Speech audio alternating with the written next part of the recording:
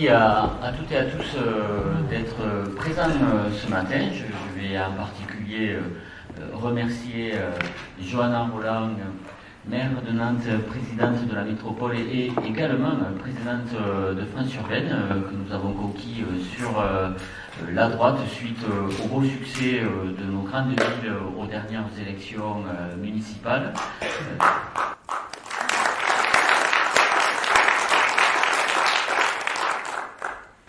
Jean-Luc Blaise, président du département de la Gironde, alors c'est le départementaliste le mieux élu de France au premier tour. Bravo. Il a réussi à faire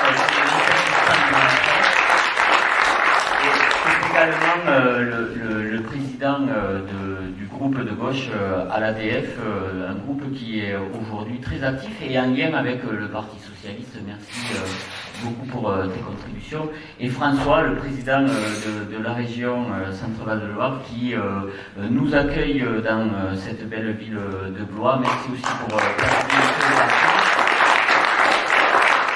je suis très heureux, Sébastien Messini, je suis, bon, pour ceux qui me connaissent au parti, je suis secrétaire national en charge des fédérations, mais je suis également un élu département de la Haute-Garonne, premier vice-président du conseil départemental de la Haute-Garonne. Moi, je suis très heureux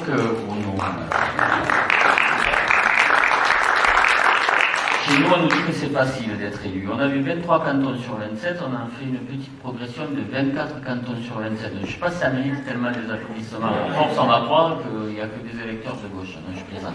Il a fallu aller se le gagner aussi. Et Carole le disait très bien hier soir, si vous étiez dans la cour du château de Blois, il a fallu faire preuve de beaucoup de volontarisme et pas baisser les bras face au sondage qui nous prédisait, nous, une défaite face au Front National, RN.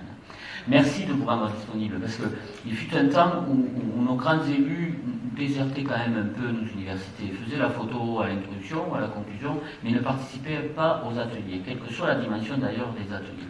Moi, je vous remercie vraiment très sincèrement d'avoir accepté, parce que vous y êtes dès le premier jour, et vous y êtes jusqu'au dernier jour à participer à des ateliers en tant qu'intervenant.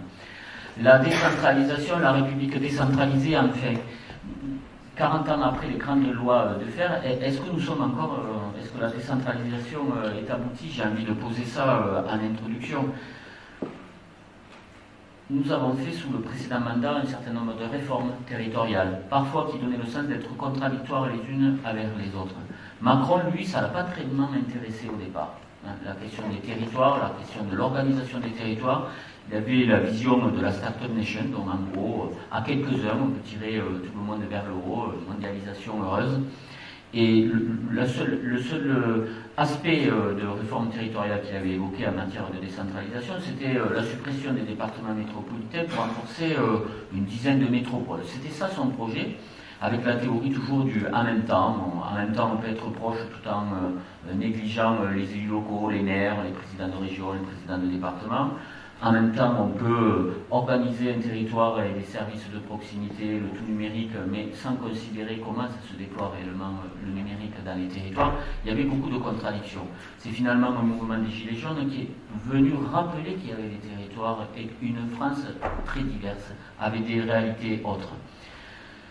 Mais la crise sanitaire que nous venons de traverser vient de rappeler que les collectivités, si nous avons supprimé la clause de compétence générale sous le précédent mandat, a montré qu'il y avait quand même une nécessité d'avoir de l'agilité, d'avoir une capacité de faire, en dehors de ce que le cadre légal nous avait fixé.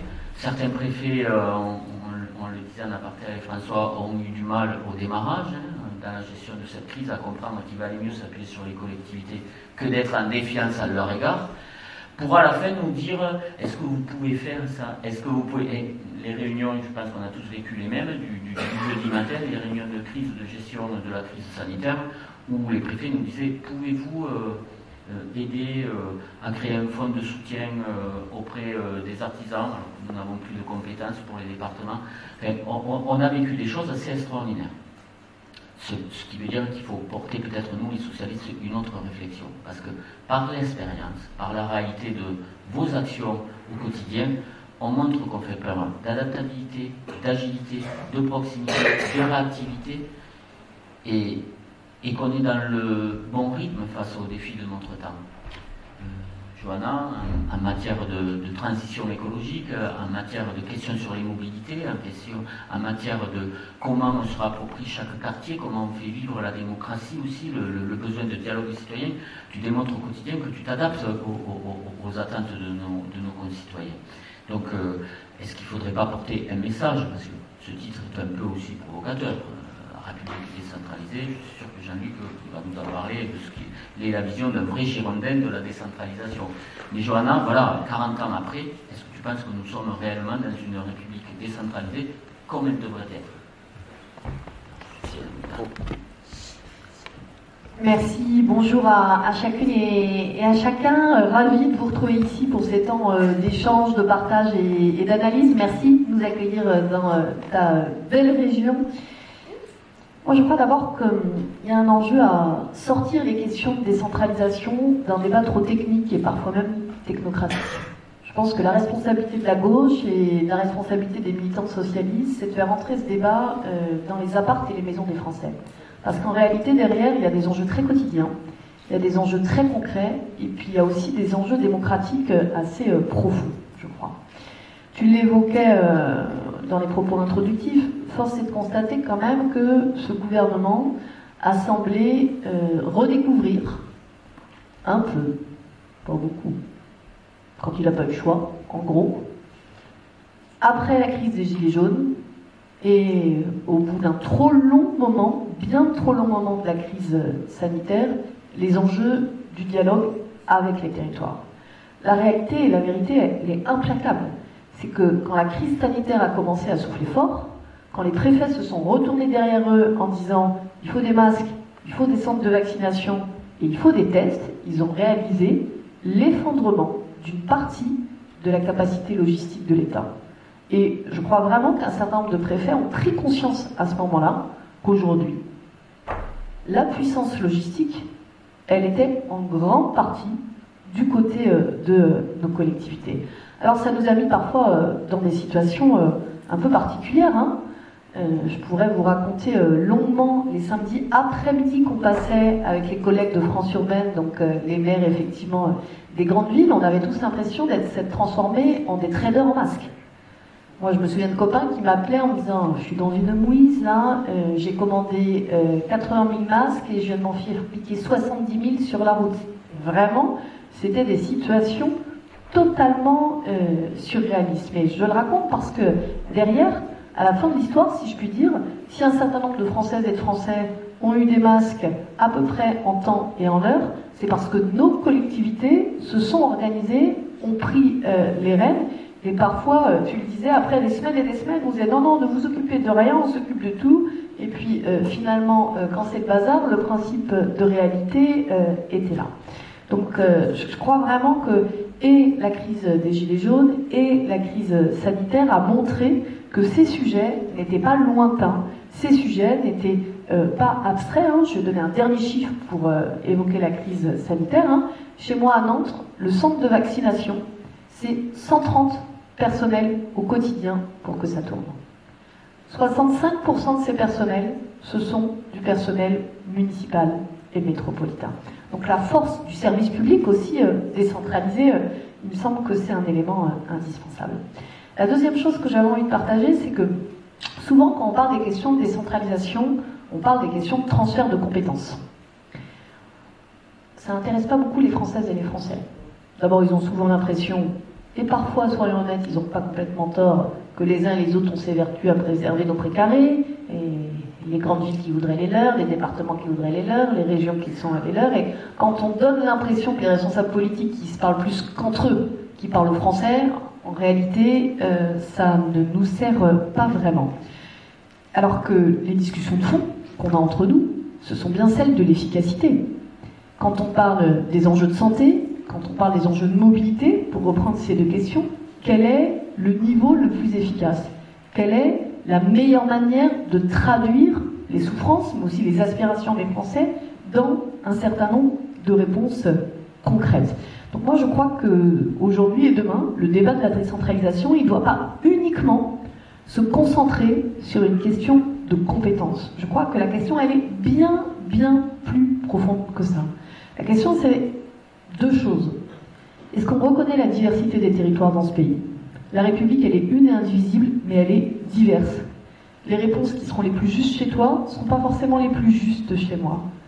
Parce que les questions se posent de la même manière, mais les réalités territoriales, on le sait, elles sont différentes. Prendre un exemple, le rapport à la voiture automobile, quand on habite dans l'hypercentre de la ville de Nantes, quand on habite à 80 km, n'est évidemment pas le même.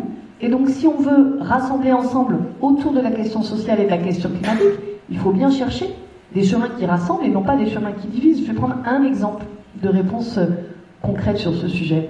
Quand dans un certain nombre de territoires comme le mien, on promeut le covoiturage, on le fait à la fois pour des raisons d'efficacité, parce qu'il faut bien qu'on sorte des enjeux de congestion dans nos grandes villes, mais on le fait aussi parce que le covoiturage, ça parle aussi bien aux citoyens qui sont désireux d'apporter leur pierre à la lutte contre le réchauffement climatique, que à ceux dont la question, et c'est bien légitime, c'est combien ça va me coûter à la fin du mois, mon trajet domicile-travail.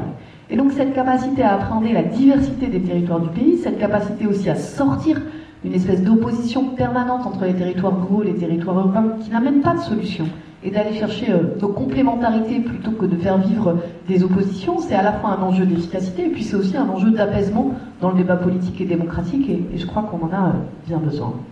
Le deuxième élément, c'est que je pense qu'il faut qu'on se batte pour préserver la liberté et l'autonomie des collectivités locales. Cette autonomie des collectivités locales, elle est consacrée dans nos textes français. Et en réalité, on se la fait rogner petit à petit, insidieusement. Je vais évoquer une question extrêmement ennuyeuse, j'en suis désolée, mais extrêmement importante. Quand l'État nous a dit, au début de ce quinquennat, on va limiter vos dépenses de fonctionnement. Ça s'est appelé la trajectoire des 1,2%. Moi, j'aurais fait partie des élus qui auraient pu être d'accord si on nous avait dit, à la fin de vos mandats, vous devez rendre tel pourcentage d'épargne nette. Parce qu'on est tous responsables et dépositaires de l'argent public.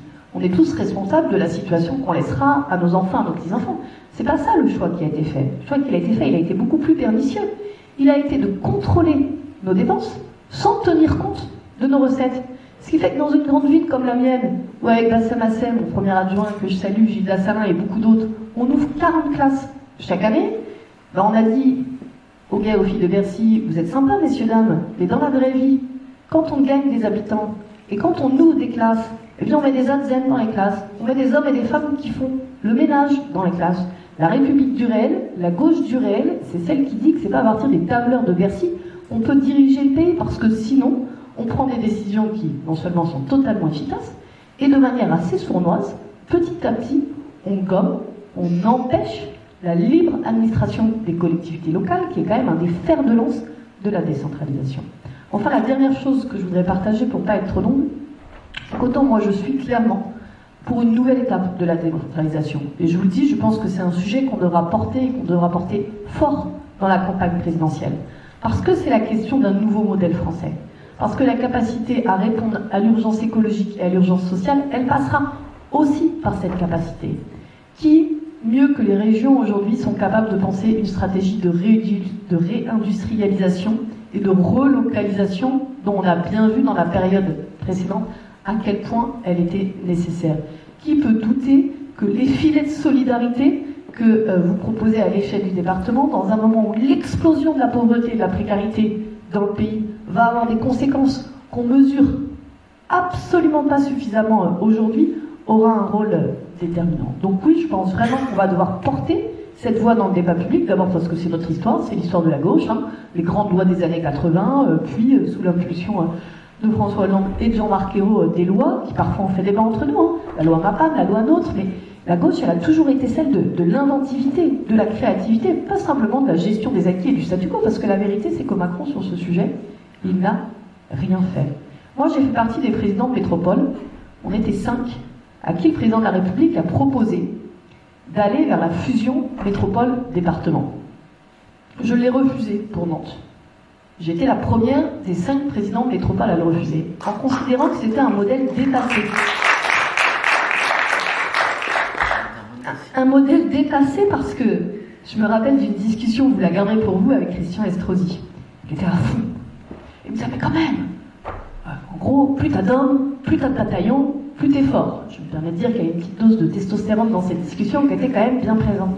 Eh bien, je suis désolée, la puissance de demain, c'est la puissance d'agilité et de créativité. Et je ne crois pas du tout que ce soit en additionnant les bataillons d'hommes et de femmes qu'on augmente notre capacité à répondre concrètement aux préoccupations des Françaises et des Français. Et donc moi je crois qu'on doit appeler à un nouveau contrat entre l'État et les territoires, un nouveau contrat entre l'État et les collectivités. Moi je suis pour un État fort, vraiment. Je suis pour un État très fort sur le régalien. Je pense que l'État doit être très fort sur l'éducation au sens éducation nationale, qu'il doit être très fort sur la justice, qu'il doit être très fort sur les enjeux de sécurité que la gauche ne doit pas mettre sous le tapis, parce que les plus fragiles, ils sont les premiers à payer les questions de sécurité.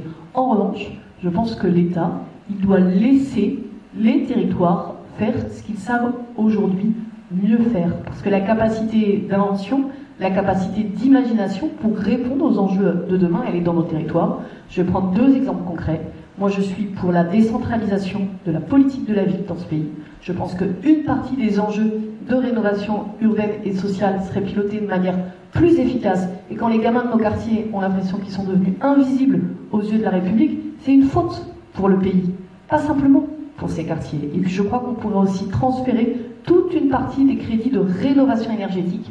La rénovation énergétique des logements, c'est quand même un sujet absolument crucial. D'abord, ça pèse dans le pouvoir d'achat des ménages de manière très forte.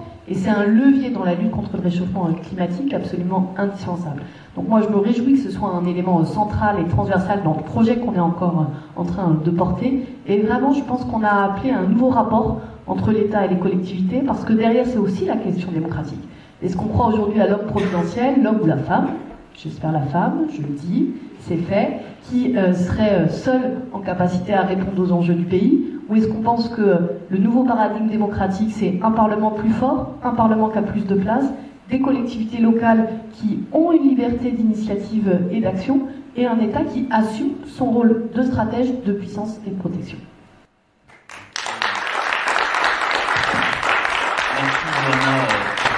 Pour la partie de ton propos et ton engagement dans les mots, tu évoquais à un instant aussi le besoin et la capacité qu'il faut redonner aux collectivités de s'adapter, finalement de se différencier, en fait, de s'adapter à leur territoire et donc de se différencier. C'est des choses, des termes qui sont chers aussi à Jean-Luc, président du département de la Gironde. Le droit à l'expérimentation nous a redonné, Jean-Luc, la fierté aussi d'avoir une capacité, un territoire à proposer des solutions nouvelles, l'innovation sociale sur ce terrain-là, à réhabiliter aussi la notion d'une réforme des politiques de solidarité avec ce beau projet qui est l'expérimentation, le droit à l'expérimentation sur les revenus de base, en amenant une vingtaine de départements à essayer de déposer un projet de loi. C'est pourtant inscrit dans la loi, le droit à l'expérimentation, mais l'État, encore régalien, dans sa puissance, n'autorise pas les départements. Jean-Luc, je te laisse la parole sur ces sujets-là. Merci, bonjour à toutes et à tous, merci de cette invitation, merci François pour l'accueil ici, et très heureux d'être aux côtés de Johanna aussi, pour représenter quelque part les 3 niveaux de collectivité. Peut-être un petit mot en préalable sur la question de cette République décentralisée enfin. Que signifie la décentralisation? Quelle est la portée politique de la décentralisation? À quoi sert la décentralisation? Si l'on en revient aux lois qui ont été votées il y a 40 ans, quelle était l'ambition? C'était de trouver le bon équilibre entre l'État régalien, avec des compétences fondamentales qui lui sont données, qui viennent d'être évoquées, la justice, l'éducation, la sécurité, et puis des niveaux de collectivité qui soient en capacité de mettre en place des politiques publiques qui répondent au mieux en termes d'efficacité aux besoins de nos concitoyens. C'est ça le vrai sujet de la décentralisation. Faire en sorte que le bon niveau de collectivité apporte la réponse en matière de politique publique qui correspond aux besoins des personnes auxquelles nous nous adressons et que nous représentons. Donc, la vraie décentralisation, c'est cette ambition-là. Ça veut dire travailler d'abord la question du rapport entre l'État et les collectivités. Le rapport entre l'État et les collectivités, Anne Hidalgo a employé à plusieurs reprises hier soir le mot de respect. Elle emploie aussi souvent le mot de considération. Un des vrais sujets dans le rapport entre l'État et les collectivités, c'est la capacité à instaurer un rapport de confiance, de respect, de considération, qui permet de garantir que chacun ait sa place, que chacun ait clarifié son rôle, et aussi que chacun ait les moyens d'exercer les compétences qui sont les siennes. c'est uniquement de cette manière que les choses peuvent fonctionner. Or, ce que nous avons vécu ces 6 dernières années, c'est un État qui a, jusqu'à ces quelques mois, méprisé fortement les collectivités locales. Il a prétendu vouloir s'intéresser à la décentralisation en produisant une loi petit bras qui s'appelle 4D, 3DS, etc., qui est en fait une loi c'est la loi épicerie, parce qu'en fait, c'est une accumulation de petits produits qui intéressent le gouvernement et qui souhaitent inscrire dans la loi, mais qui ne correspondent pas à un vrai geste politique sur des lois fondamentales de décentralisation. Donc cette question du rapport entre l'État et les collectivités est fondamentale. Elle passe aujourd'hui, alors j'entendais Johanna parler de contrat entre l'État et les collectivités. Je parlerai plutôt, moi, d'une forme de pacte, qui est quelque part dans le pacte républicain aussi, parce que la question de la contractualisation, c'est quelque chose qui nous a été proposé. Mais c'est une contractualisation léonine, c'est-à-dire que l'État nous impose dans le contrat quelque chose, alors qu'un vrai contrat, bien conçu, prévoit que les deux parties aient contribué à son élaboration, à sa construction. Or là, nous sommes, par exemple avec le pacte de Cahors, ces fameux 1,2% de dépenses de fonctionnement, dans quelque chose qui nous est imposé, sans effectivement la vision d'ensemble, et notamment la question des recettes, bien évidemment, et donc à ce titre, quelque chose qui ne correspond pas du tout à la manière de procéder entre l'État et les collectivités. Deuxième point sur la décentralisation, c'est une question d'aménagement du territoire. Comment envisage-t-on l'aménagement du territoire dans ce pays? Pour ce qui me concerne, j'ai plutôt le sentiment que, depuis de nombreuses années, il n'y a plus de vraie politique d'aménagement du territoire dans le pays. Or, nous devons contribuer à la résorption des fractures territoriales, de la fracture numérique, bien sûr des fractures sociales, et nous avons vu à quel point les Gilets jaunes expriment justement cette absence d'aménagement du territoire et le sentiment pour un certain nombre de territoires d'être abandonnés, d'être reculés, d'être isolés, de voir la déperdition des services publics, les difficultés de mobilité, et donc à ce titre, l'impression d'être abandonné. Ce qui d'ailleurs a amené parfois à une sorte d'opposition entre des territoires métropolitains et les territoires ruraux. Or, ça n'est pas concevable.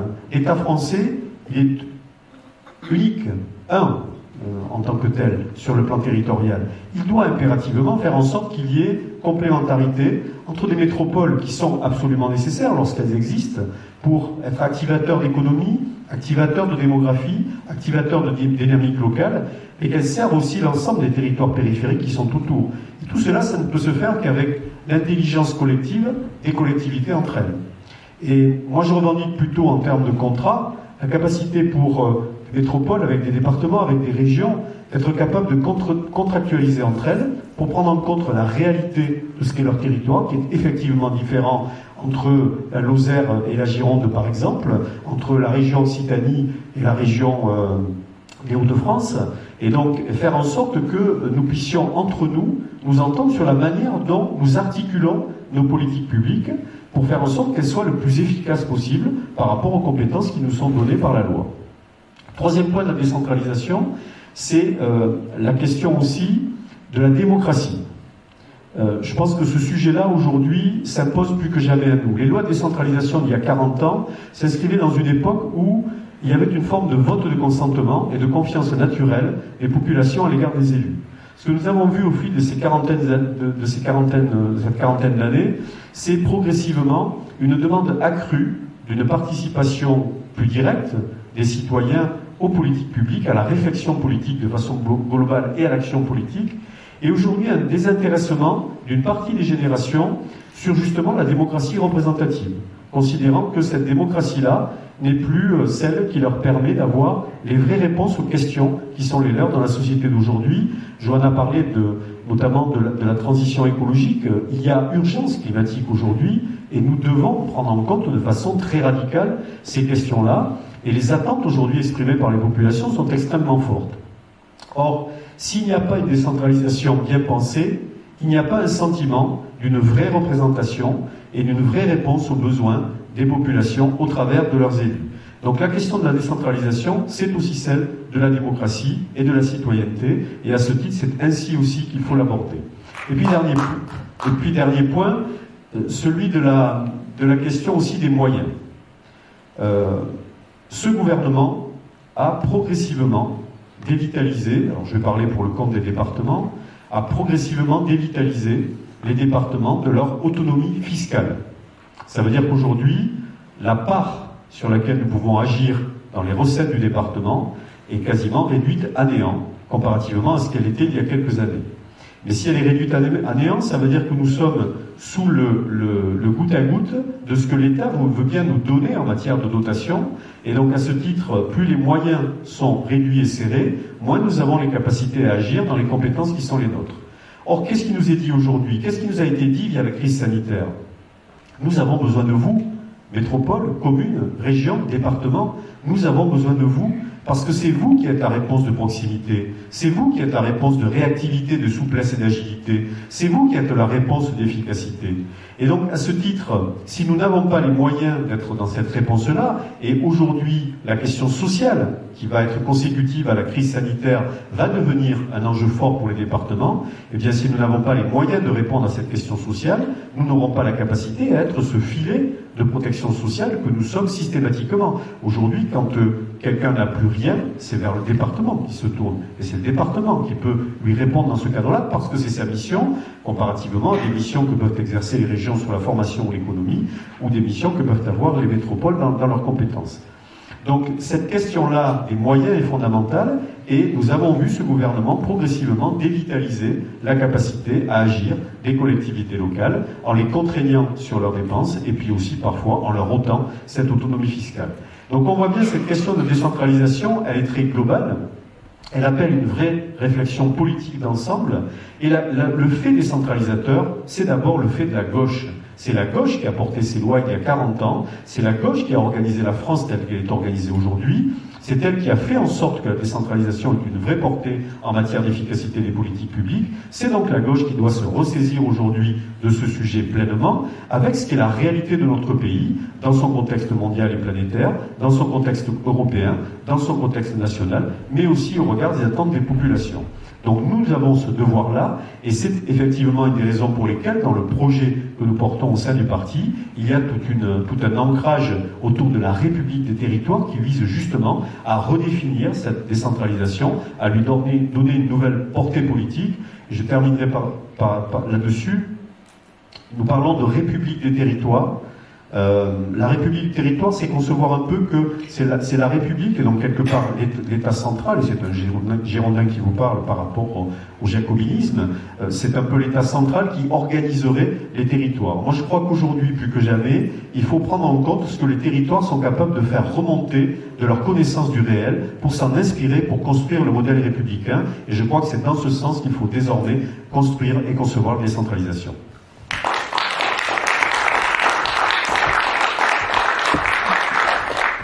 François Bonneau, président de la région Centre-Val de Loire, hier, Anne Hidalgo, vous comparez finalement à des véritables ministres de l'industrie à l'échelle régionale.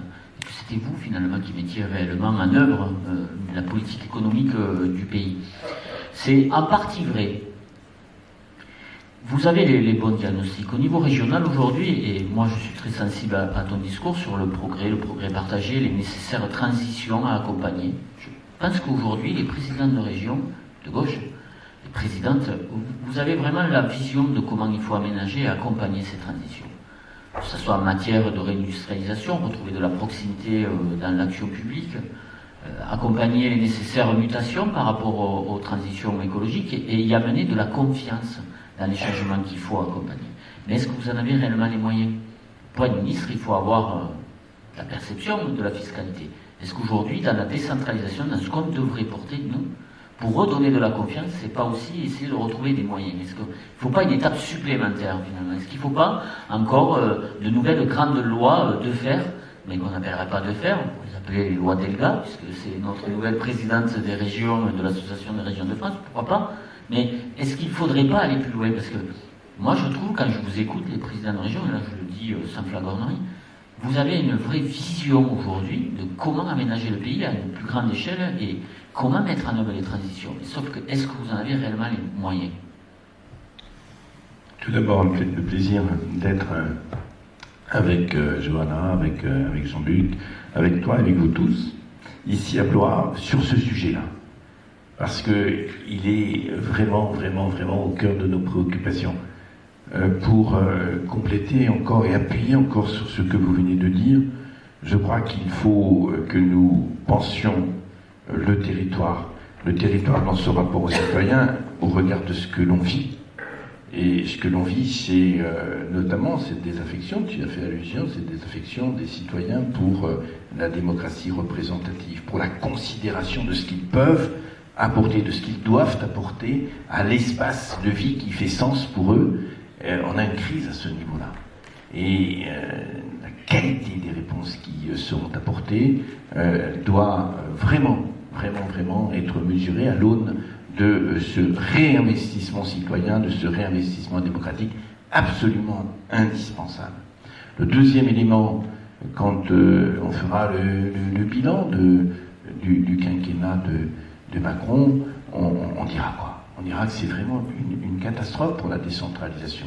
Il y a cette espèce de voiture balai qui n'a pas de moteur, qui s'appelle 3DS, mais qui est n'importe quoi. C'est vraiment n'importe quoi, ça n'aborde pas les sujets réels. Ceux de la santé, j'y reviendrai, et puis bien évidemment ceux de l'économie et des transitions écologiques. Pourquoi ce sera catastrophique? Parce qu'on a eu vraiment cette vision qui était à la fois, il y avait la prétention d'être hors politique, le ni-ni, alors que ça n'existe pas, et parce qu'on avait une démarche, et on a une démarche totalement verticale. La démocratie recule aujourd'hui, la décentralisation recule aujourd'hui, notamment dans cette sphère de l'économie. Pourquoi? Eh bien parce que les moyens du plan de relance que l'État a mobilisés, et là-dessus en termes de masse, de manière assez significative, et c'était nécessaire de le faire.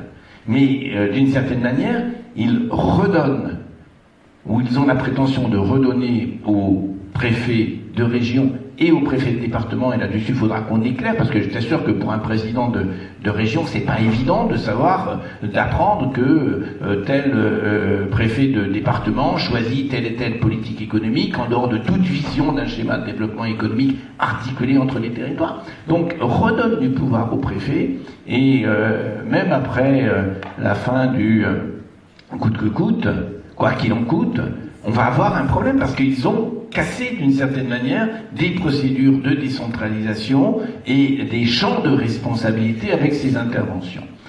Alors, tout d'abord sur la santé, nous avons préconisé, c'était plutôt dans des logiques territoires unis, etc., qu'il y ait sur la santé une vraie remise en cause du fonctionnement des ARS. Franchement, c'était humiliant pour moi, au plein cœur de la crise, de devoir à 2h du matin signer des papiers pour dire que les 3 millions de masques qui allaient partir de Chine et qui étaient attendus, il fallait que je m'engage à dire que c'était bien utile pour la santé de mes concitoyens, sans quoi ils étaient bloqués sur les tarmacs.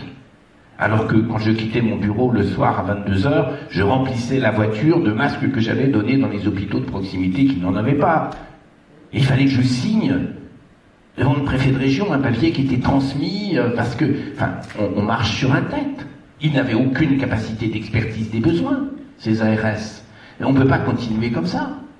Alors c'est vrai pour la période de crise, mais quand même c'est vrai aussi pour l'incapacité dans laquelle l'État est aujourd'hui d'assurer la santé de proximité, la santé de tous les jours. Jean-Pierre Sueur, qui a travaillé en tant que ministre sur ces sujets-là et qui vit à Orléans, qui est sénateur aujourd'hui, il sait comme moi que dans notre région, mais même dans une métropole, la métropole d'Orléans, on n'est plus, il n'y a pas que les territoires ruraux, il y a aussi les territoires, on n'est plus foutu capable d'assurer à quelqu'un la capacité de rencontrer un médecin, de rencontrer un spécialiste. Et les ARS sont en surplomb de ce truc-là. On a l'impression qu'il n'y a pas de notes qui remontent, que les ministres prennent pas ça. On ne peut pas, c'est numéro 1 dans les préoccupations de nos concitoyens. Hier, c'était présenté par le FOP, numéro 1, la santé. On ne peut pas rester comme ça. Et est-ce que la décentralisation, est-ce que le travail articulé, parce qu'il ne s'agit pas de retirer le rôle de l'État en la matière, mais le travail articulé de l'État avec nos collectivités, les communes, les départements, les régions qui ont en la matière une connaissance des sujets qui peuvent être une partie des solutions. J'ai, comme Carole d'ailleurs, engagé un processus dans ma région de création de plusieurs centaines de médecins salariés parce qu'il faut trouver des solutions. On a déjà créé 120 maisons de santé pluridisciplinaires, etc. On a une partie des solutions. Donc nous demandons une réforme profonde des ARS. C'est pas possible que les ARS soient dans une totale verticalité, indifférente parfois aux positions des préfets dans les régions et dans les départements, on le vit, et totalement indifférente à ce que nous pouvons porter. Donc nous demandons véritablement qu'il y ait sur ces sujets une avancée de la décentralisation, que les ARS soient complètement revues, que les présidences d'ARS soient des coprésidences avec un représentant de l'État. Il faut qu'il y ait un représentant de l'État, mais aussi un représentant des collectivités territoriales, président de région ou président de département. Il faudra qu'on en discute ensemble. Il y a une profonde réforme à apporter là-dessus. Je viens au sujet de l'économie que tu poses à très juste titre. Sur ce point de l'économie, les mots de relocalisation, de réindustrialisation, etc., je vous assure, ce ne sont pas des mots que nous, les élus, nous mettons en avant parce que on sent bien qu'il y a un malaise et qu'il faudrait faire quelque chose. C'est des mots qui recouvrent des réalités. C'est des mots qui recouvrent des possibilités.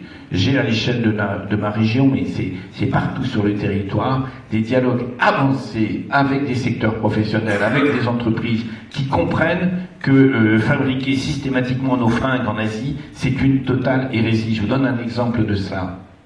J'ai rencontré il y a un peu plus d'1 an un responsable d'entreprise, dans une réunion comme ça, qui me dit moi j'ai pas grand-chose chez vous. Je dis, mais vous savez quoi? Il dit, vous savez, moi je suis dans la confection. Je dis, je sais, j'ai 12 emplois. Je sais, je sais même où vous êtes installé. Il me dit, oui, j'ai 12 emplois. Et puis, j'ai 17 000 salariés au Laos. J'ai 17 000 salariés au Laos. Et je lui dis, mais ça vous convient? Il dit, ben c'est un problème. C'est un problème d'abord parce que le transport est de plus en plus grand. Et il me dit, voyez, il faut 18 mois entre une commande qui est passée et la mise en magasin. Et donc, le marché qui doit être hyper réactif aux tendances, etc., réapprovisionnement, c'est totalement impossible. Avec le système mondialisé qu'il me décrit, il me dit, finalement, on a à peu près 50% du produit qui se vend dans des conditions ordinaires et 50% qui sont soit perdus, soit vendus dans des conditions totalement dégradées. Donc, le modèle mondialisé qui allait chercher la main-d'œuvre des crèves la faim à l'autre bout du monde, parce que c'était quand même ça la réalité de la financiarisation de l'économie, on a vécu là-dessus pendant 30 ans, on a accéléré, c'est une hérésie totale. Ce modèle-là, lui-même, il est économiquement infondé et il est tragique sur le plan environnemental. Il est tragique sur le plan environnemental. Et ce même chef d'entreprise, qui n'a pas sa carte au Parti Socialiste, je peux vous l'assurer, avec ce responsable d'entreprise, j'ai engagé un projet, il se relocalise, il va être à Saran, il crée dans un premier temps 200 emplois à Saran, c'est la métropole d'Orléans, et ces personnes, nous les formons avec le Greta.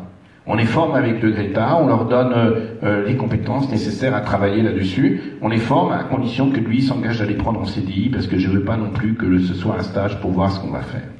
Je dis ça pourquoi? Je dis ça pour dire que la relocalisation, que l'économie circulaire, si on veut régler les problèmes qui sont des problèmes de matière, qui sont des problèmes d'épuisement des ressources, etc., si on veut les prendre en compte, il faut pas une vision de l'État, il faut une vision des territoires. Il faut qu'on puisse agir et interagir. Est-ce qu'on a les moyens de le faire? On a insuffisamment les moyens de le faire. Tout à l'heure, Johanna, tu disais l'éducation, c'est grave. Je suis 1000 fois d'accord avec toi, c'est le milieu dont je viens, donc je ne le renie pas. Mais en même temps, des cartes de formation professionnelle qui sont définies par des fonctionnaires de l'éducation nationale qui ont insuffisamment la connaissance des évolutions économiques, la connaissance des métiers d'aujourd'hui, la connaissance des tensions, etc., ça ne peut pas fonctionner. Ça ne peut pas répondre. Donc il faut, sur ces sujets-là, sur le sujet des compétences, les compétences, c'est le levier numéro 1 pour répondre aux enjeux économiques et sociaux, pour répondre aux enjeux environnementaux, pour répondre à la transformation des métiers. Il faut sur ces sujets-là que nous ayons davantage de responsabilité. Sur l'emploi, c'est un débat. Moi, je ne souhaite pas que le statut des gens qui travaillent à Pôle emploi soit modifié. Je ne suis pas une culture de ça. Mais quand même, est-ce qu'on peut considérer, alors que la formation professionnelle a été décentralisée, il faut qu'elle le soit plus encore, alors que l'accompagnement des entreprises, la création d'un écosystème pour le développement de nos entreprises sont de la responsabilité des collectivités territoriales, globalement les régions avec les territoires, est-ce qu'on peut considérer que cet entre-deux, l'emploi, reste dans une vision qui est une vision verticale? Moi, je pense que derrière l'emploi, il y a des éléments qui sont et sociaux et économiques. Le social, aujourd'hui, il est efficacement géré par des départements. Vous y travaillez. L'économie, il est efficacement porté à la fois par la région, avec les métropoles, avec les agglomérations, avec les intercommunalités. Bien sûr, ce sujet-là, il faut que nous prenions des responsabilités plus claires. Donc moi, je suis pour une nouvelle étape où on pose les problèmes de la performance économique et sociale, de la performance environnementale, de la performance en matière de réponse en services publics, santé, etc., qu'on pose ces problèmes-là et qu'on accepte de réorganiser les choses. Enfin, je pense que là où nous avons, et je le dis, ça interroge l'État, ça interrogera le gouvernement demain, la présidente, le président, et puis ça interrogera bien évidemment les collectivités territoriales. Mais nous avons du mal à porter, dans un certain nombre de domaines, la bonne efficacité de nos convergences. Tu vois, je prends le secteur du tourisme, qui est un secteur partagé. Je prends le secteur de la culture, qui est un secteur partagé, etc. Est-ce que nous pouvons dire aujourd'hui à nos concitoyens que nous sommes rendus dans une articulation, dans une complémentarité de nos interventions qui sécurise véritablement et qui permet d'atteindre le maximum? Je ne le pense pas. Les conférences d'action publique territoriale, je ne sais pas comment ça vit chez vous. Chez moi, je les tiens, c'est totalement bidon. Comme j'ai pas la chance d'avoir des gens comme toi autour de moi, je préside une région avec la gauche et les écologistes, mais tous les départements sont de droite et l'essentiel des collectivités sont de droite. Hein. Sur 24 pays, la 21 qui sont présidés par des présidents de droite, c'est à droite chez nous. C'est comme ça. Bon, on réussit à piloter la région à gauche et ça marche, tant mieux. Et quand ils sont là avec moi, quand même, ils n'oublient pas qu'ils sont de droite et que pour eux, je suis avec ma majorité, une totale exception. C'est ce que n'avait pas oublié non plus Macron quand il avait dit c'est cette région que nous allons gagner parce que elle est de droite, il est de gauche, donc il y a un passage, on va la prendre. Moi, je vais dire par rapport à ça qu'il faut qu'on travaille, à mon avis, de manière plus thématique sur les sujets pour essayer de prendre de la hauteur par rapport aux aspects très très très politiciens, pour qu'on repense l'articulation. Je le dis par rapport à la culture, par exemple. Franchement, le secteur de la culture a été puissamment, très violemment impacté par cette période de crise. On y est allé dans ma région, dans quand même pas mal d'endroits, on y est allé en soutien, c'est nécessaire, les collectivités territoriales, et ça a été difficile d'y aller en soutien de manière coordonnée. Moi, j'ai, à chaque fois que j'envisageais quelque chose, écrit aux maires des grandes villes, écrit aux agglos, écrit au président de département en disant voilà, par rapport aux engagements que nous avons, nous envisageons de maintenir ces engagements, même quand les spectacles ne sont pas faits, pour aider la création, etc.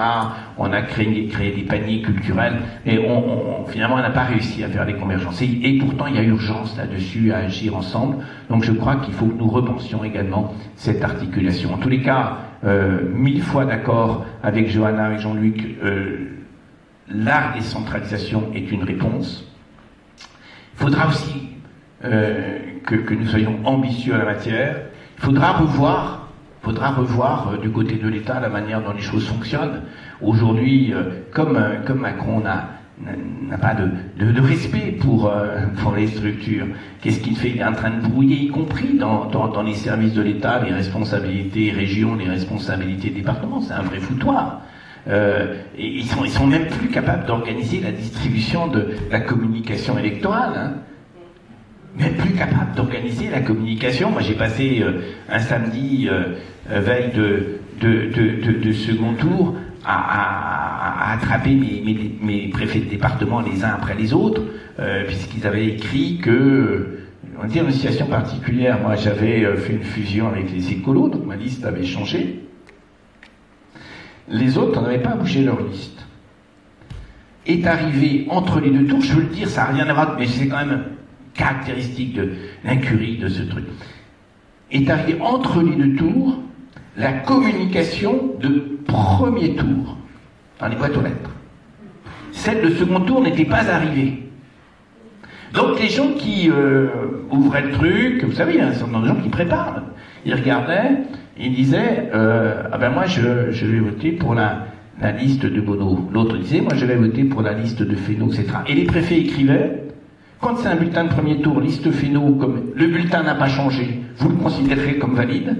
Quand c'est un bulletin de Bono, vous le considérez comme invalide, parce que sa liste a changé. Mais je veux dire, quand l'État, les préfets sont capables d'écrire ça, je vois. Et alors moi je leur disais, mais quand même, vous me dites qu'il y a un arrêté, etc. Moi je m'en fous. Le sujet c'est quoi? C'est que vous avez organisé, avec votre système, vous avez organisé une tromperie générale. Et si vous mettez mes bulletins de côté, je peux vous assurer que ça ira très loin. Alors finalement ça s'est un peu apaisé. Mais tout ça pour vous dire quand même que la manière dont cette verticalité, qui n'a rien à voir avec la démocratie, qui coupe le réflexe de citoyenneté, qui ramène les gens à la stricte sphère de la consommation individuelle, etc., elle est mortifère. Et si on voit apparaître, et c'est tous les enjeux de la démocratie, d'une démocratie participative qui doit s'articuler avec la démocratie représentative et non pas s'y opposer, si on voit apparaître ici et là ces formes, c'est parce que aujourd'hui les gens ont l'impression qu'il faut reconstruire par le terrain. Bien, saisissons-nous de cela pour avancer. Voilà ce que je voulais partager avant bien évidemment de répondre collectivement.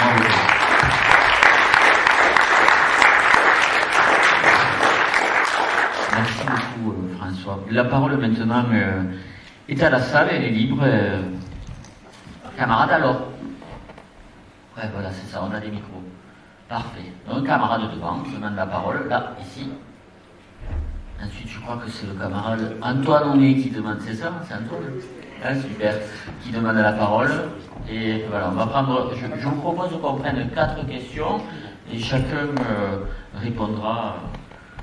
Alors, bonjour, merci pour vos interventions. De ce que j'ai compris, ce qui a été dit, donc il y a une certaine demande peut-être d'une différenciation plus forte et aussi un retour de l'autonomie fiscale des collectivités.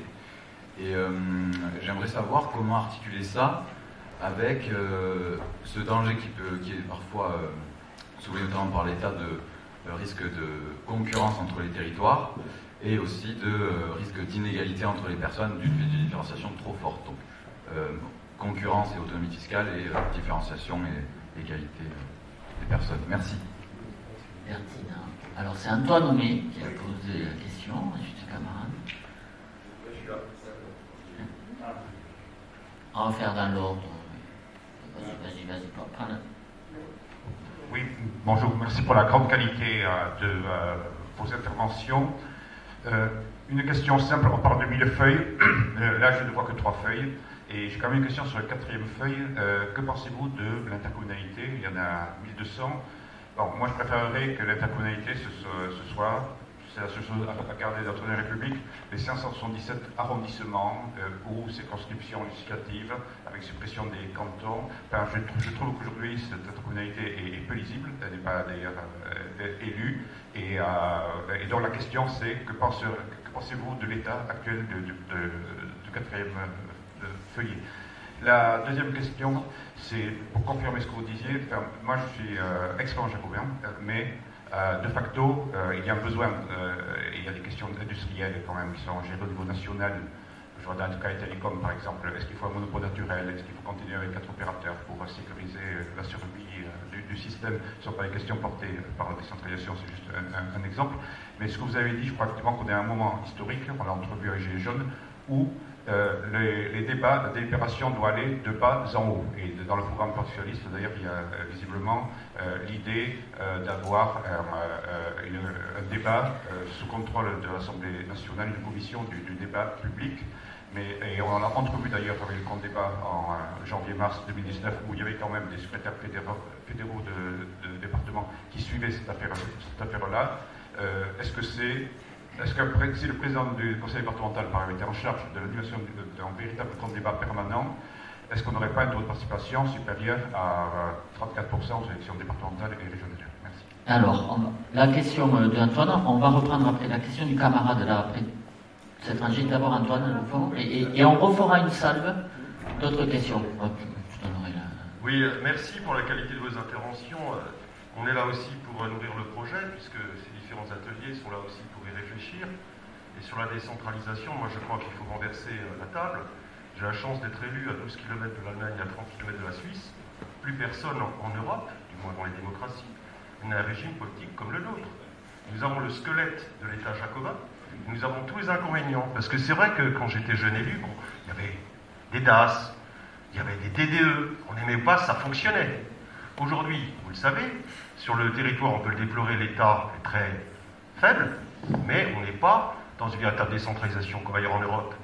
Finalement, c'est quoi la décentralisation à la française? C'est qu'on exerce au niveau local des choses qui sont décidées au niveau national. Moi, je pense vraiment qu'il faudrait changer de logiciel, et comme ailleurs en Europe, construire, c'est mon point de vue, hein. Moi je suis pour un fédéralisme à la française, je pense que ça ne mettrait pas du tout à mal l'unité républicaine, aujourd'hui elle n'est pas assurée. Songez quand même qu'en collectivité, vous savez, je suis coprésident de la commission des finances de l'AMF, je travaille avec André Laniel, le rapport est de 1 à 1000 dans la richesse entre nos communes. Donc il n'y a pas de lien entre l'organisation administrative et l'égalité républicaine à laquelle nous sommes très attachés, et un système fédéral, pour l'Allemagne, hein, qui ne fait pas tout très bien. Vous savez que les ressources sont encadrées entre 80 et 120, donc ça n'a rien à voir. On parlait des compétences. À Mulhouse, nous avons été les premiers touchés par le coronavirus. On a tous été malades, moi-même j'ai été très malade. L'État était tellement perdu qu'on a négocié directement avec le ministre de la Santé du Land de Bade-Württemberg pour évacuer nos habitants. On en a sauvé beaucoup. On les évacue en Suisse, en Autriche et en Allemagne. On avait en face de nous des gens agiles qui pouvaient décider, et nous, on était bloqués théoriquement. J'étais au Conseil Rhénan. Quand les Allemands, les Suisses nous voyaient venir avec le préfet, ils ne comprenaient pas. Ils nous disaient, vous êtes des enfants, vous ne savez pas décider. Donc la conclusion de tout ça, selon moi, c'est qu'il faut être innovant sur les compétences, la santé, même sur la police, nos pauvres policiers qui n'ont aucun moyen. Est-ce qu'on ne pourrait pas, comme ailleurs en Europe, avoir une police nationale sur les grands sujets et une police locale qui serait effectivement plus efficace? Mais c'est des sujets. Sur l'éducation, par exemple, moi je suis fils d'enseignant aussi. Est-ce que vraiment on doit gérer les enseignants de maternelle depuis Paris? Je pose la question, je n'ai pas la réponse. Mais je crois qu'il faut qu'on sorte des tabous, il faut qu'on ait des élus locaux qui, dans leur domaine de compétences, non seulement exécutent les normes parisiennes, mais les définissent. Et que l'État, effectivement, auquel nous sommes attachés, se recentre sur les compétences comme il l'exerce mal. Dernier point, ce système centralisé est dangereux, nous le voyons avec Macron. On avait dit à l'époque, François Mitterrand, la Ve République était dangereuse avant moi, elle le redeviendra après moi. Il avait raison. Donc pour pallier à tout ça, il me semble qu'il faut qu'on distingue bien les blocs de compétences, et encore une fois, que dans les domaines qui seront ceux des collectivités, eh bien, elles aient le plein exercice, non seulement de la mise en œuvre, mais de la définition de leur politique. Dernier point, tout ça peut aussi se réguler en ayant un meilleur lien avec le Parlement, et en faisant vraiment une deuxième chambre, qui soit la chambre des collectivités locales. Voilà. Je crois que si on avait des propositions très audacieuses là-dessus, si on renversait la table, on pourrait être entendu par beaucoup de Français qui en ont marre de ce système jacobin complètement vermoulu, qui est devenu un handicap dans notre pays en Europe et que plus personne ne comprend au-delà de nos frontières. Voilà ce que je voulais vous dire, et sachez que je suis attaché à la République et tout le reste, mais je crois qu'encore une fois, la diversité des situations ne met pas à mal l'égalité républicaine. Voilà ce que je voulais vous dire dans le cadre de la réflexion que nous avons. Renversons la table. Après, je reprendrai une salve de questions, parce que c'est dense. Oui, j'essaie d'anticiper les débats qu'il peut y avoir sur le projet. Plusieurs d'entre vous ont évoqué le projet 4D. Et on peut nous dire, mais ce projet, il existe. Il comprend la différenciation, c'est-à-dire des transferts de compétences aux collectivités locales de la part de l'État, et un droit à l'expérimentation confié aux collectivités locales par l'État. Alors bon, qu'en est-il? Par exemple, le projet de loi, il évoque le transfert des routes nationales au département. Alors je ne sais pas si Jean-Luc est d'accord, mais il y a quand même des choses dans ce projet. Et dans le cadre d'un débat, on peut nous dire, il y a des choses qui sont proposées. Alors, est-ce qu'il faut dire que ce projet, il est à jeter à 100% à la poubelle et qu'il n'avance à rien? Est-ce qu'il ne comporte pas quand même quelques avancées, même très insuffisantes? Et puis je dirais aussi que moi j'ai quand même compris que quand il y a une contractualisation de plan État-région, les présidents de région, ils contractualisent, donc ils ont quand même des façons d'obtenir des choses de l'État. Et d'ailleurs, quand François nous explique pendant la campagne des régionales qu'il s'est opposé à la fermeture de petites lignes ferroviaires, il a dit non. Et l'État, il a accepté, financé moitié-moitié. Donc quand les présidents de région montent au créneau, ils sont parfois entendus. François nous a donné une preuve. C'est presque un esprit de synthèse à la fin. Parfois ça peut bien marcher. Bon, je vais vous donner la parole successivement.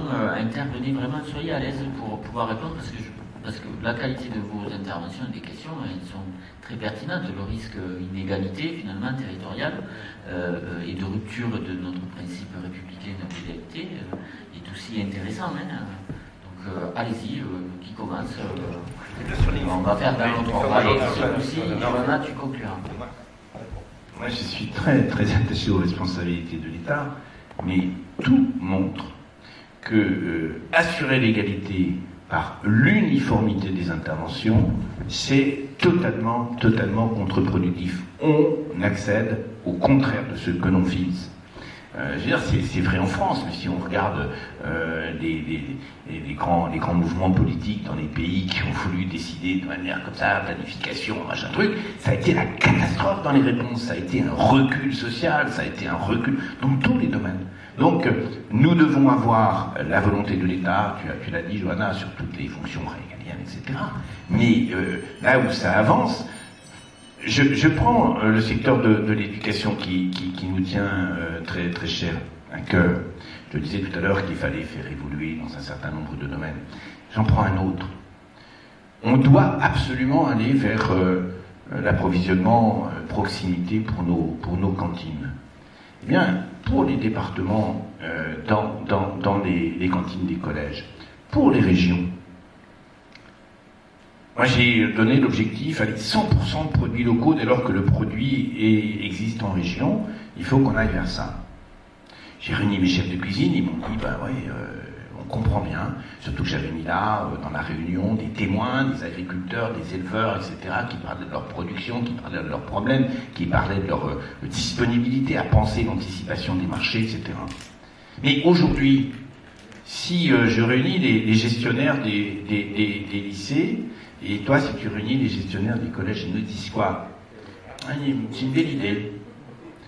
Mais hier matin encore, puisque j'en avais en réunion avant de rejoindre Blois, ils me disaient, oui, mais Monsieur le Président, vous semblez ignorer qu'il y a des règles de marché public. Et puis développer tout sur le marché public, comme si j'étais un con. Non, mais c'est vrai. Et je leur disais, alors d'abord, il y en a quand même parmi vous qui ont réussi, et je les salue, à faire 70% d'approvisionnement local. Donc ceux-là, vous me conseillez, si j'ai un peu d'humanité, d'aller les voir en prison, leur apporter des oranges. Non, ils ne sont pas en prison, ils sont là. Et puis moi-même, quand je passe des marchés, je les passe avec les 3 considérants. La performance économique et financière, bien évidemment, il s'agit d'argent public. La performance sociale, c'est produit dans quelles conditions? Qu'est-ce que ça favorise ou qu'est-ce que ça condamne comme type de développement social? Et puis, la performance environnementale. Et si je prends ça, et les gars, ils me regardent, bon, il y a un peu de respect, donc on va les faire avancer. Mais moi, je devrais être en capacité, dans ma responsabilité, puisque dans le lycée, l'essentiel du budget pour les fonctions de restauration, les fonctions d'hébergement, les fonctions de construction, les fonctions d'entretien, c'est un budget de la région. Je devrais être en capacité non pas simplement de négocier avec eux, mais de dire ce que politiquement nous avons décidé, c'est qu'ils doivent mettre en place. J'en suis dans l'incapacité. Je devrais être en capacité d'en faire vraiment des complices de cette politique publique, des acteurs de cette politique publique. Donc, je n'y parviendrai pas. Et si on veut faire la relocalisation, si on veut arrêter de produire, Jean-Pierre, du blé en Beauce, qui part au Brésil, qui permet d'élever des poulets au Brésil, des poulets qui reviennent dans l'assiette de nos jeunes. Si je veux véritablement faire ça, il faut la décentralisation. C'est pas le ministre de l'Éducation qui va le décider, c'est sur le territoire. C'est là où on va nouer avec les acteurs économiques, avec les éleveurs, avec les maraîchers, avec les producteurs de fruits, qu'on va nouer des dialogues pour construire des modèles de production qui correspondent, etc., etc. Donc l'uniformité condamne, empêche les avancées sur des sujets qui sont des sujets essentiels. Moi, je crois profondément à ça. Il faut, à gauche, qu'on soit persuadé de ça. On ne va pas contre l'égalité. Regardez ce qui s'est fait au niveau des communes pour la qualité des écoles, ce qui s'est fait au niveau des départements pour la qualité d'accueil des collégiens, ce qui se fait pour les régions, avec les régions pour les lycéens. Est-ce qu'on peut imaginez un instant que l'évolution extraordinaire de nos bâtiments, de nos installations, de nos équipements, de nos modalités d'accueil aurait pu se faire avec un système centralisé. Quand il y a eu la décentralisation, on a hérité de situations qui étaient complètement aberrantes. Donc franchement, ayons confiance dans la décentralisation, non pas comme un outil qui mettrait en risque la qualité du service public, ou l'unité de la réponse, mais quelque chose qui, au contraire, la promeut, moi j'en suis persuadé.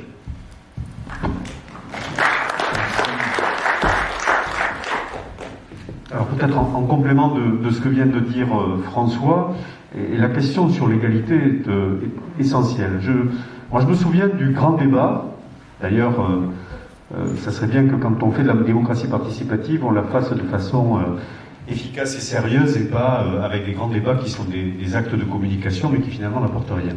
Et lors de ce grand débat, je me souviens de la venue d'Emmanuel Macron à Bordeaux, à la résidence préfectorale, et je me souviens d'un de ses propos, je l'avais interpellé sur 2-3 sujets, et ce qu'il avait répondu, c'était « Pensez-vous, Monsieur le Président, que lorsque vous agissez en matière de protection de l'enfance dans votre département, il y ait une égalité républicaine sur la protection de l'enfance dans toute la France, puisque chaque département procède à sa manière ».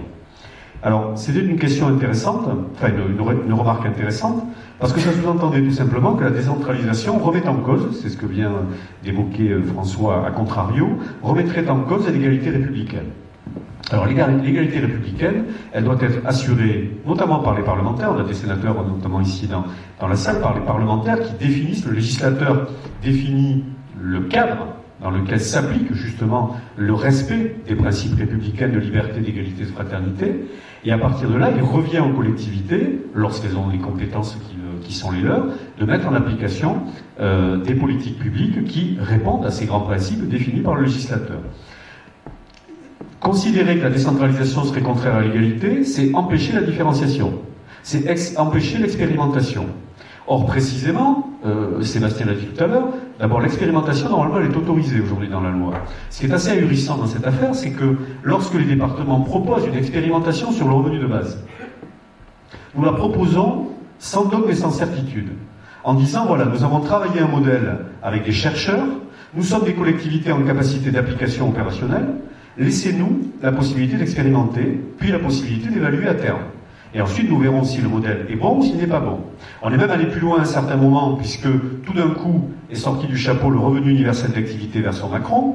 Et donc, on lui a dit, enfin, on a dit à Jacqueline Gouraud et aux ministres concernés, tentons les choses, y compris en comparant les deux modèles. Revenu de base d'un côté, revenu universel d'activité. Nous sommes prêts dans nos départements à faire cette tentative-là. Denise Grélard, mon ancienne vice-présidente en charge, est ici présente et a bien suivi ce dossier. Eh bien, nous avons eu un refus pur et dur de l'Assemblée nationale de même tenter l'expérimentation. Alors moi, je trouve que c'est un geste symbolique extrêmement fort. Ça veut dire d'abord que c'est nier la capacité d'expérimentation qui existe aujourd'hui dans la loi, et ensuite, c'est en dehors de la conception du modèle de société, qui n'était pas la même, mais c'est l'impossibilité de différencier les territoires en fonction de ce qu'ils veulent essayer de mettre en œuvre pour éventuellement le généraliser par la suite. Johanna disait tout à l'heure, nos collectivités ne sont pas les mêmes. Elle a tout à fait raison. Si je vous fais une comparaison très simple sur le plan des départements, la Gironde, c'est 1,6 million d'habitants, 800 000 habitants dans la métropole bordelaise, et une évolution, une croissance démographique de 20 000 habitants de plus par an, qui nous oblige. La Lozère, c'est 70 000 habitants, c'est-à-dire la ville de Mérignac chez moi. et c'est Mende, la capitale, 11 000 habitants, c'est-à-dire mon petit chef-lieu de canton. Et c'est aujourd'hui, Sophie Pantès-Réal pourrait le dire, un espoir de stabilisation de la population dans le département. Donc nous sommes bien là sur deux départements radicalement différents, qui nécessitent que dans la manière dont nous approchons les politiques publiques, eh bien nous soyons capables de nous adapter à ce qu'est la réalité de notre territoire. Donc, la décentralisation n'est pas une rupture de l'égalité républicaine, elle doit être garantie par le gouvernement, par les parlementaires, par le législateur, mais en revanche, il nous revient à nous de nous laisser la capacité d'agir en fonction de la réalité de ce qu'est notre territoire. Donc ça, c'est sur le sujet égalité républicaine. Pour revenir à ce que disait aussi François tout à l'heure sur la question des gestionnaires, alors, et je vais répondre au sujet loi 4D avec est-ce que la loi 4D, il faut tout jeter ou pas. Alors, j'ai envie de dire que la somme, malheureusement, ne constitue pas un tout. Vous pouvez avoir une boîte de Lego, vous pouvez faire un très bel objet avec, que tout le monde va reconnaître et dont tout le monde appréciera la qualité de la construction, puis vous pouvez en faire un n'importe quoi qui ne ressemble à rien. C'est précisément ce qui se passe avec la loi 4D. Sur la question des gestionnaires, c'est fondamental pour nous d'avoir des gestionnaires sur lesquels nous puissions avoir une autorité. Non pas juste parce qu'on a envie d'avoir une autorité pour avoir des personnels en plus, mais tout simplement parce que quand vous mobilisez vos restaurateurs autour des circuits courts et des produits d'alimentation locale, eux, ils peuvent être partie prenante. On peut même les avoir formés pour savoir transformer les produits de cette manière, arrêter avec les 4e ou 5e gammes et prendre les produits bruts et les transformer. Il y a certainement une question de coût derrière aussi qu'il faut gérer au regard du ticket de cantine, mais malgré tout, si la bonne volonté du restaurateur est contrebalancée par un gestionnaire qui n'a pas envie de s'engager là-dedans, parce que ça lui casse les pieds, parce que c'est trop compliqué, parce qu'il considère que ça va coûter trop cher, et bien finalement vous trouvez en impossibilité de mettre en œuvre une politique publique que vous pensez avoir du sens, surtout dans la période d'aujourd'hui, et que vous ne pouvez pas précisément mettre en œuvre. Donc là, nous avons demandé à l'Assemblée des départements de France à ce que les gestionnaires soient désormais sous responsabilité des départements dans les collèges. Eh bien, ça n'est pas inscrit dans la loi. Par contre, on voudrait bien nous donner la médecine scolaire qui est très carentielle aujourd'hui. Et ça serait vachement bien que ce soit le département qui paie la médecine scolaire, parce que l'État n'est pas à la hauteur aujourd'hui de la charge qu'elle représente. Et ça, c'est quand même extraordinaire de voir comment une loi peut devenir le cache-sexe des carences de l'État. Parce que c'est ça qu'est devenue la loi 4D. C'est juste, quand ça m'arrange, je vous le refile, et puis vous le payez. Alors bien sûr, je vais vous donner les moyens correspondants à l'instant T, mais dans 4 ans ou dans 5 ans, tout ce qui s'appliquera en plus, vous vous débrouillerez avec. Et par contre, quand ça m'arrange, je prends. Un petit mot sur la clause de compétence générale, que nous, lorsque nous étions manettes, avons enlevé notamment au département. Bon, on pourrait en débattre. Personnellement, je pense que ça n'est pas une bonne idée. Je pense que ce n'est pas une bonne idée parce que, à certains moments, on voit bien à quel point on peut demander au département de faire des choses hors compétence. Je vais vous citer un exemple très très simple. On parlait des lignes de proximité tout à l'heure. Je sais que tu appuies beaucoup sur les lignes de proximité, et tu as raison, ferroviaire. Dans ma région, Nouvelle-Aquitaine, s'est posé la question à un moment donné de remettre en état une ligne Bergerac-Libourne, qui est une ligne qui part de Bordeaux, enfin qui est en consécutif de Bordeaux, qui part de Libourne et qui va jusqu'à Bergerac et qui donc permet de desservir notamment des territoires ruraux. La SNCF a une responsabilité, l'État a une responsabilité, la région Nouvelle-Aquitaine a une responsabilité. Qu'est-ce qui s'est passé à ce moment-là? D'abord, le coût de la ligne était à 45 millions d'euros. Et puis on ne sait par quelle opération miraculeuse, le coût passe à 90 millions d'euros. Bon, donc ça coûte 2 fois plus cher. Et donc là, on vient nous expliquer que, comme ça coûte très très cher, il va falloir que tout le monde mette la main à la poche. Les intercommunalités, qui n'ont pas compétence, les départements, qui n'ont pas compétence. Et assez extraordinairement, progressivement, les intercommunalités ont dit oui, le département de la Dordogne a dit oui, et j'étais le département qui a été, au bout du bout, celui qui ne disait pas oui. Et on est venu m'expliquer que si je ne donnais pas le million d'euros qu'on me demandait sur les 90 millions d'euros du coût de la réhabilitation de la ligne ne se ferait pas. Donc ce qui est une manière de procéder par chantage pour obliger une collectivité à financer hors compétence, sans clause de compétence générale, à financer un aménagement qui ne relève pas de sa compétence légale. Alors nous l'avons fait au niveau de l'Assemblée départementale, parce que Nous avons estimé qu'il y avait là une desserte d'un secteur rural qui en avait besoin et qui était le secteur de tout le Libournais, le Castillonnais, le Pays Foyen, etc. Mais c'est une volonté que nous avons portée et qui est hors droit commun, hors légalité classique. Donc c'est quand même assez extraordinaire de voir un État concevoir la décentralisation quand ça l'arrange, pour faire payer, et puis, à contrario, ne pas assumer ce qui relève de ses responsabilités. Et je pourrais vous en rajouter beaucoup. Je reprendrai juste un autre exemple avant de laisser la parole, sur la protection de l'enfance. Nous avons en charge la protection de l'enfance. C'est une compétence légale qui est la nôtre, que nous assumons. Par contre, la compétence protection de l'enfance aujourd'hui est soumise à la complexité des situations des enfants que nous accueillons, qui est notamment une complexité psychologique, voire psychiatrique, qui va en s'accroissant, et qui est liée notamment à un certain nombre de faits contextuels et sociétaux. Lorsqu'un enfant est en grande difficulté psychologique, voire psychiatrique, c'est la pédopsychiatrie qui doit assurer. La pédopsychiatrie est une responsabilité de l'État.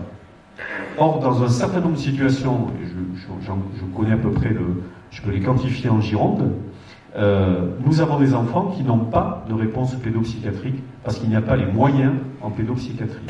3 conséquences. La première, la plus grave, l'enfant n'est pas correctement pris en charge. La deuxième, très embêtante, nos personnels ou ceux des associations qui les prennent en charge n'ont pas les compétences pour assurer cette prise en charge et donc se trouvent en difficulté professionnelle et souvent en souffrance personnelle. Troisième conséquence, c'est nous qui payons en lieu et place de l'État. Donc voilà ce que l'État est capable de faire, ce que ce gouvernement est capable de faire aujourd'hui. Pourtant, on a discuté beaucoup avec Adrien Taquet, le secrétaire en charge de la protection de l'enfance, et on voit bien que quand l'État est arrangé par la décentralisation, il sait s'en servir, et quand il intéresse plutôt de conserver la centralisation, il sait aussi bien s'en servir. Mes chers camarades, je vais donner le mot de conclusion finalement de cet atelier à Johanna. En qualité de vos interventions et la richesse de ce débat fait que on avance dans l'heure et on a beaucoup d'engagements pris normalement dans 5 minutes. On doit libérer la salle à 12h30. Donc je vais te proposer de faire un mot de conclusion, Johanna, et je vais proposer à la direction du parti de réorganiser sous forme de visio un débat complémentaire sur ces questions-là, parce que visiblement il y a beaucoup d'attentes dans les territoires pour aller plus loin sur la décentralisation. Donc je sais que je vais générer là quelques frustrations, mais Johanna, tu as le mot de conclusion.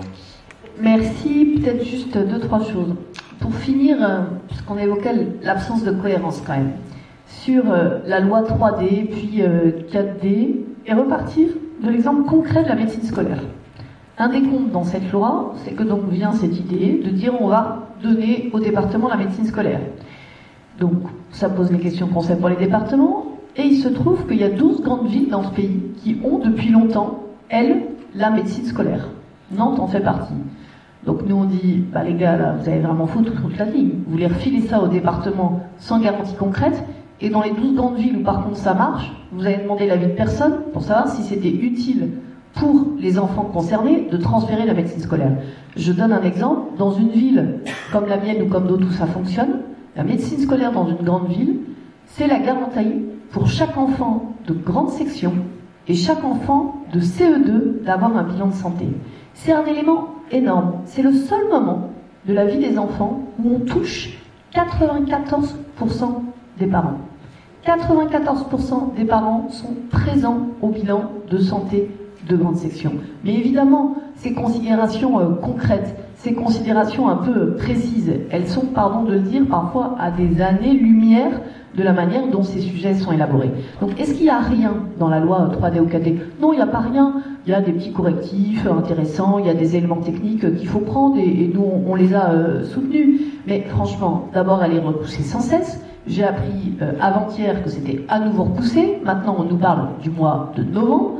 Ça dit quand même le niveau de priorité politique qui est mis sur ce sujet.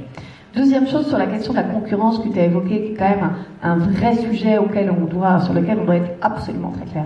Ça pose une vraie question, qui est une grande question pour la gauche, j'allais dire quasiment philosophique, entre égalité et équité. Est-ce que l'égalité républicaine, c'est donner la même chose à tout le monde? Moi, je crois que la gauche, de tout temps, elle assume donner plus à ceux qui ont le plus besoin. Et ceux qui ont le plus besoin, ils habitent bien souvent et dans les quartiers populaires de nos grandes villes, qui concentrent les plus grands postes de précarité du pays, et dans un certain nombre de territoires ruraux. C'est pour ça que moi je me bats en permanence sur cette opposition entre les villes et les campagnes. Parce qu'une de mes convictions les plus profondes, c'est qu'entre un jeune d'un quartier de Bellevue chez moi, ou un jeune d'un territoire rural éloigné, en réalité c'est le même sentiment d'abandon de la République. Et que plutôt que de les opposer, on doit chercher un certain nombre de solutions concrètes. Un élément sur l'intercommunalité. Alors, l'intercommunalité, elle a été beaucoup remise en question ces dernières années, y compris parfois chez nous. D'abord, moi je pense que l'intercommunalité, ça dépend comment on la pense. Je vais donner un exemple.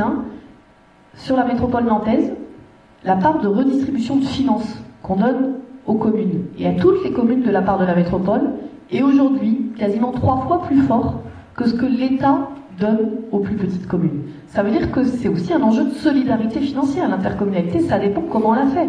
Et puis, si on part de la vie concrète des gens, eh bien, la question du bassin de vie, il est réel. Nombre d'habitants habitent dans une commune, ont un jeune garçon, une jeune fille qui va faire ses études, s'il a la chance de pouvoir le faire, par exemple, à l'université d'à côté, et puis fait du sport dans la commune d'à côté. Je crois que ce qui compte, c'est est-ce qu'on part de la réalité des gens, et puis est-ce qu'on va au bout? Ça pose plein de questions, y compris des questions démocratiques, j'en évoque une. Moi, à titre personnel, je suis favorable au suffrage universel des métropoles, parce que quand on gère 2 milliards de budget, eh bien c'est une question démocratique. C'est pas très populaire de dire ça quand on est président ou présidente de métropole. On n'est pas nombreux à vouloir y aller, parce que, y compris les maires avec qui on bosse, ils disent ok, mais nous on devient quoi là-dedans?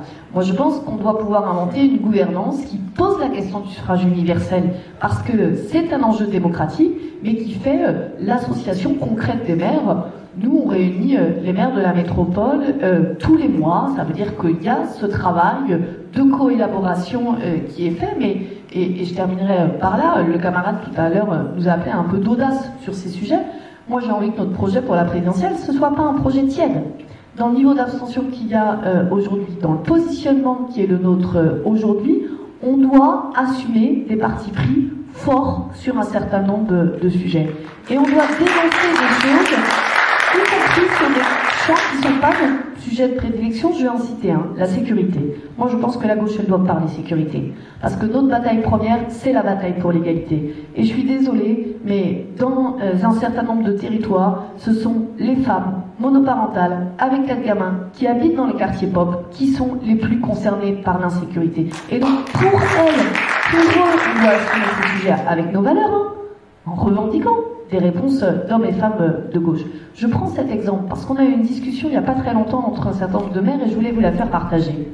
Gérald Darmanin a commencé à dire « Je suis prêt à annoncer des policiers supplémentaires, nationaux, si vous, dans vos villes, vous mettez des policiers municipaux. » Moi, non, ça ne me gêne pas. J'ai pris un engagement pendant la campagne, 70 policiers municipaux en plus parce que je veux des résultats.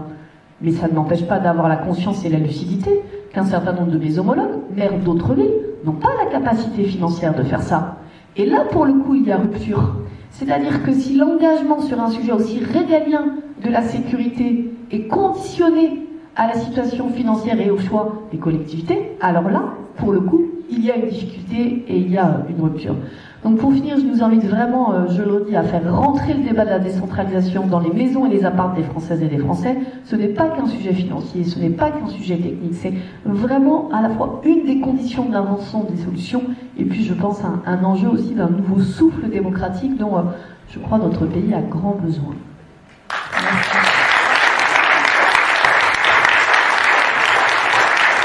Merci beaucoup à tous les trois de vos engagements et de vos forces de conviction et de proposition. Je vois que le projet a été nourri par vos réflexions, mais je vois qu'on peut encore aller plus loin dans l'audace, comme tu disais, Joanna. Encore merci beaucoup, merci et excusez-moi de devoir frustrer quelques-uns sur la prise de questions, mais on va essayer de poursuivre ces débats d'une autre manière, puisque c'est...